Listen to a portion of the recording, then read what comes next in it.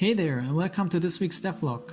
I'm doing a voiceover now because all my files got corrupted while transferring them to the computer, so here we go again. Basically this week I was continuing the work of last week, which was implementing the jumping. So the target for this week was to improve the jumping so that the player can jump over walls. I had quite a bit of problems in the beginning and wasn't sure how to go about things, but at some point I managed to wrap my head around it and start making some progress. The reason why this is so complicated is because I'm simulating a 3D environment in a 2D world, and because of that I need to change the way colliders work depending on where the player is standing, for example, and other things. So to help my understanding, I created a quick map with pits and mountains to help me visualize how the player would jump in and out of those places. Luckily I realized that I was approaching the problem in a bad way that would make things much more complicated in the long term, and decided it's better to use something like a height map.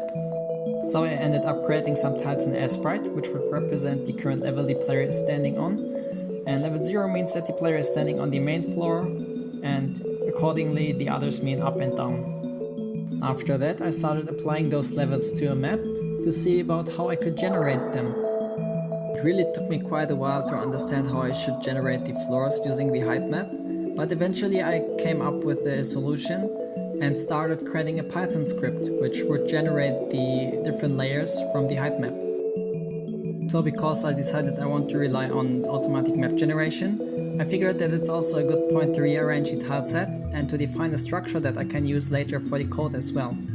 Currently when I create a map I need to set the border tiles and wall tiles all one by myself, but it would be so much better and faster to calculate through code which tile to use depending on the position of the tile, and essentially all I need to do is to just set a terrain tile and all will be calculated by code. Throughout the week I was able to finish up the Python script for generating the layers from a height map. But as I said before, I'm currently also working on generating which tile to use for which position. So at the moment the generated layers look a little bit funny because there is no depth to them. So it looks like a huge blob, but actually everything is generated how it's supposed to look like. So for example, this is a picture of a height map that I created, and when I apply the script that I wrote on this height map, I essentially get something that looks like this. At the moment it doesn't look like much, but essentially we are looking at 3 different layers here at the moment that are getting rendered above each other. So next week when I finish the border generation code, I hopefully will be able to generate something that looks more like this. It already looks quite a lot better, but also in this image the diagonal tiles and also shadows are still missing, so when I apply those it will look much better. And all those things will later allow me to create new maps in a super fast and easy way, so I'm really looking forward to it. So this is the current progress, and next week, as I said, I will just continue working on generating the position tiles. But for now this is all I have to show you. Also quick thing, last week I asked you guys to roast me because I was being too lazy, so let's take a look at what you guys had to say. Blue Pixel Owl says, "You're so lazy, you'll marry a woman who's already pregnant," and proceeds with saying that he feels bad saying that. Sorry, but that's not how it works. And also I think I have a crush on you. Next one is give me a second. Vikyankos. Vikyankos says, "Nah, I'm lazy too, so no roasting. Is that all? Try harder." Next one is Michael Taylor.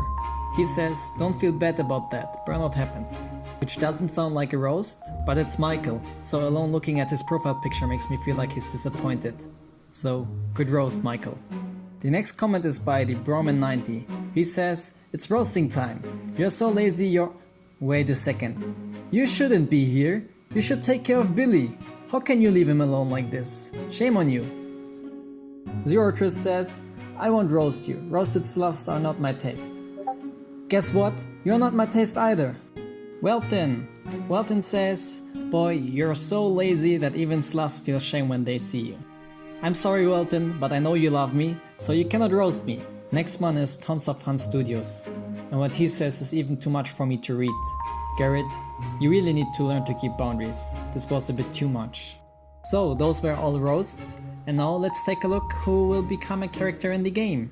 But first let's take a look at who delivered the worst roast this week. This honor goes to Welton andバイキオンコス。Vaikionko-san. So congratulations to you too, but actually you shouldn't be proud of it, just saying. And the truly best roasts were by Michael and Garrett. So congratulations to you too, and congratulations to Garrett, you will become a character in the game. So please contact me under this email and let's discuss everything else further there.